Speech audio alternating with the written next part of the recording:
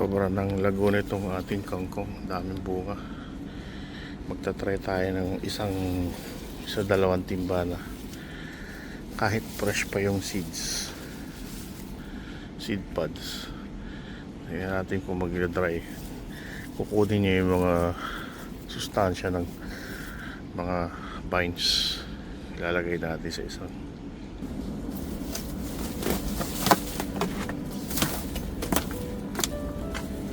yan, no? Yan.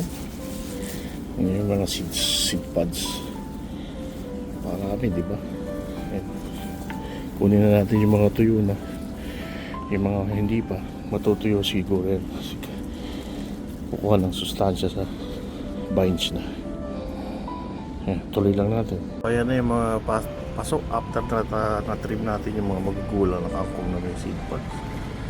Plana natin bunutin na itong mga to at ilagay natin sa composter para mapalitan na. Magugulang na magpupula tayo ng panibago from our third generation seeds. That's the plan. So ayun, kunin natin ito maya maya. Ayan, napakarami, dami nating seeds. Ayan, third generation seed pods. Pantanim para ma-refresh muli ang cycle ng kangkong.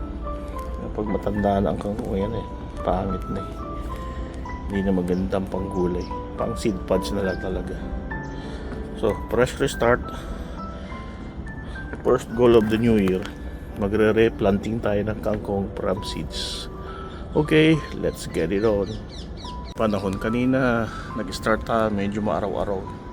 Ngayon 9:30 in the morning, biglang dumating ang fog. Ayan. Dumilim ang paligid. Foggy morning. Hanggang tanghali siguro yan kasi kararating. Hindi na tayo magdidilig ngayong umaga, mamayang hapon na lang. And malamig-lamig, I think around 18 degrees temperature. Tuloy lang natin. Busy Sabado morning. Busy Sabado morning. Ayan, tinrip ko na lahat ng kangkong. Pati itong mga may bunga na seed pods. Parang maliwanas. At ayan. Ito yung mga sanga na may mga seed pods na sariwa pa. Itatry natin na patuyuin dito sa styro box. Mga 1 week, 2 weeks. Ayan, meron pa yan. Tapos kinukuha ko na yung mga tuyo na para patuyo ng konti ipantanim. Third generation planting seeds.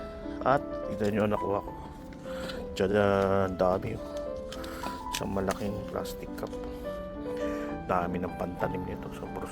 Tapos yan pa yung mga sariwa na yan. Pag natuyo na naman yan, sigurado third generation kangkong from seeds. Magandang buhay, magandang umaga, Sabado umaga sa inyo lahat. So ngayon, kukolektahin natin itong mga vines na may seed pods. Marami yan. Tanggalin na natin yung magugulang para ang gagamitin natin pantanim. Marami yan. Tuloy lang natin.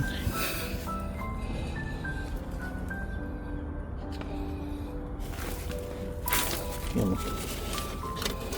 daming magulang.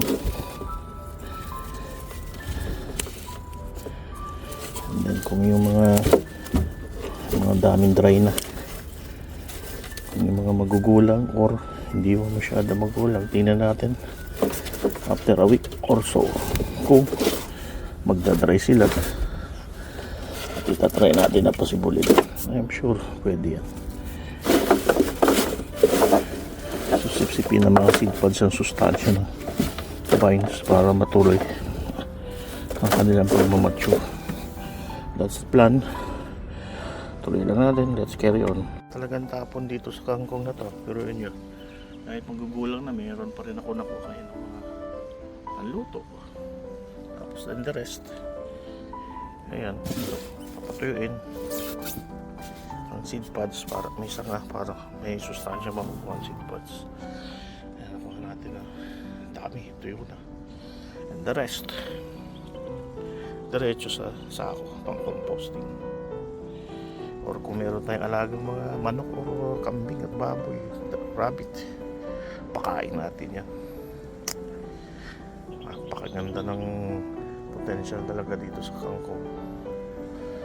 Nakita na natin, halos na master na natin. Kailangan na lang dito paramihin, palakihin ang space.